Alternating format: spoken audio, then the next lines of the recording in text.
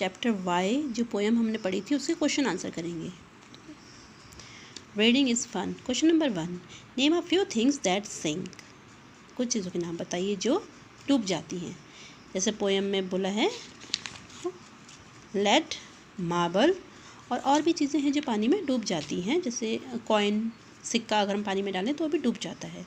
तो आंसर होगा things that sink are lead, marble and coin.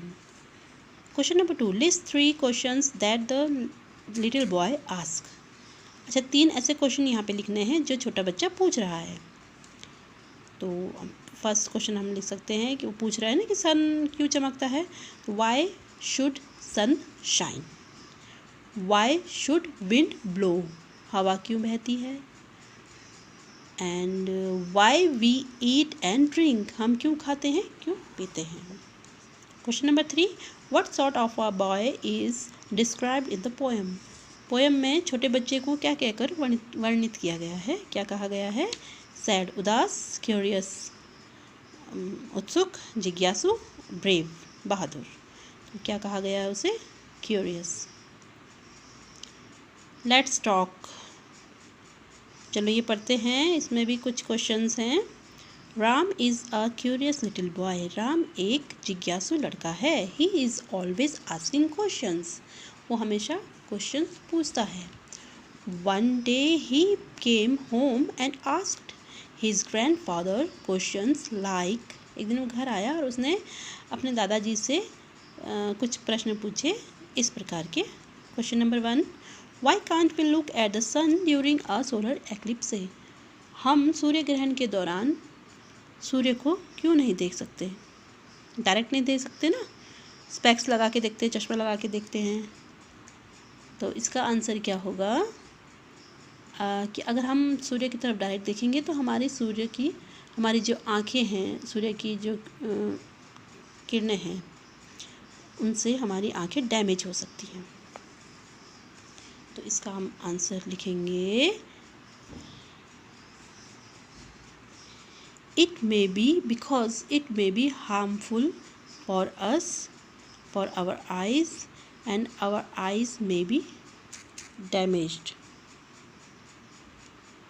Question number 2, why can't we touch the sun? हम सूर्य को छू क्यों नहीं सकते हैं, क्यों नहीं छू सकते हैं।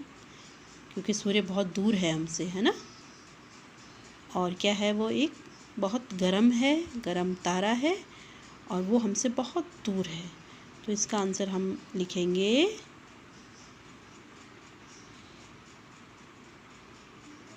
सन is very hot star and it is very far from us. Question number 3, why can't we go out to play in the dark. हम अंधेरे में, डार्क मीन्स अंधेरा, अंधेरे में बाहर खेलने क्यों नहीं जा सकते हैं। क्योंकि अंधेरे में हमें कुछ दिखेगा नहीं, है ना, और ये डेंजरस भी हो सकता है हमारे लिए। तो इसका आंसर लिखेंगे we can't see anything in dark and it can be dangerous to go out in the dark. हम गिर सकते हैं अंधेरे में, हमें चोट लग सकती है ना। तो अंधेरे में बाहर खेलने नहीं जा सकते हैं। अच्छा, वर्ड बिल्डिंग, शब्द निर्माण करने हैं हमें, ठीक है। अब यहाँ पे एक क्वेश्चन है, fill in the blanks with words from the poem which rhyme with the coloured words in the sentence. Sentence में जो कलर्ड वर्ड है उससे मिलता जुलता राइमिंग वर्ड हमने लिखना है, ठीक है। हमने राइमिंग वर्ड लिखना है, इनसे मिलता जुलता। राइमिंग वर्ड क्या होते हैं, ऐसे वर्ड जैसे पोएम होती है ना, कविता, तुकांत शब्द जिन्हें हम कहते हैं, ऐसे। अब जब जैसे why is the dash so high. अब लास्ट के जो लेटर है ना, इन शब्दों में जो राइमिंग वर्ड होते हैं उनके लास्ट के जो वर्ड होते हैं सेम होते हैं और वो साउंड सेम करते हैं। जैसे वाई का राइमिंग वर्ड क्या हो सकता है, स्काई। अब यहाँ सो हाई है ना, बहुत ऊंचा।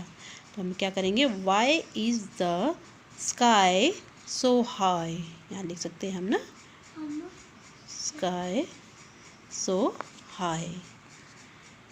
Do you know the colour of no, no, no का rhyming word snow. Do you know the colour of snow, क्या आप स्नो, स्नो मीन्स बर्फ़, बर्फ़ का कलर जानते हैं, बर्फ़ का रंग जानते हैं। Have you found who made the sound, क्या तुमने पाया कि किसने आवाज़ की, साउंड।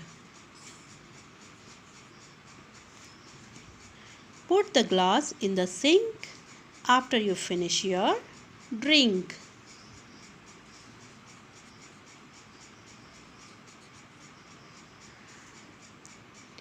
ठीक है, देखो अब लास्ट के लेटर देख रहे हो आप, सेम है, IN के इसमें भी है, IN के इसमें भी है, OUND इसमें है, OUND इसमें है। तो ये बोलते समय सेम साउंड करेंगे, HYKY, लास्ट का एक लेटर सेम है, NOW, NOW। ठीक है, आज के लिए इतना ही, आप इसे होमवर्क में करेंगे।